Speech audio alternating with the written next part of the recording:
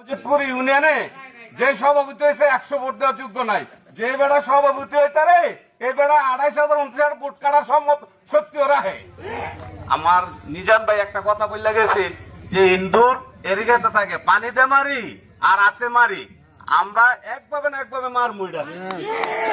আমরা যে দানের শীষ বার হয়েছি, আমরা দানের শীষ আনমু ইনশাল্লাহ, রাখবেন।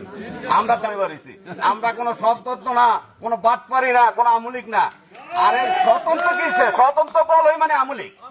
এখনো যদি আমলিক বলতে পারে যে আমরা দানের শীষে ভোট দিতে পারতাম না, মাঠে থাকতাম না, তাহলে আমরা কিসের দল করি? এই বাটপারি চাইরা আমরা গেল সারে। এই টাইম নাই, আপনারা এটা মনে রাখবেন। আমি মজিদপুর ইউনিয়নের সভাপতির দায়িত্ব হিসাবে ইনটেক ক্লিয়ার ভাবে বলতে চাই, যত রঙের যত মোস্তানি আসে সামলাইলে সব শেষ। এটা আগে সরে বলেছে আরে ভাইয়া যে মজিদপুর ইউনিয়নে যে সভাপতি হয়েছে 100 ভোট দেওয়ার যোগ্য নাই, যে বেড়া সভাপতি হইতে রে এই বেড়া 28,000 ভোট কাটার শক্তি ওরা হে। তার যোগ্য হয়েছে রে।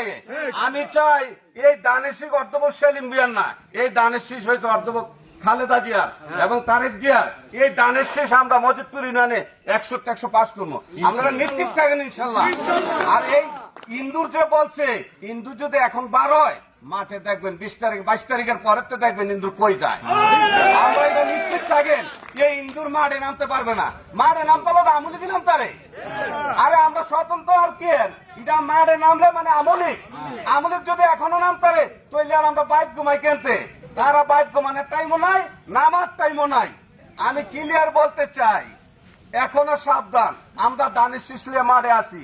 যদি আঙ্গুলকে প্রমাণ করতে হয় 22 তারিখের পরে আমার মজিদপুরের ইউনিয়নে আমার জবাব দেওয়ার শক্তি রাখি।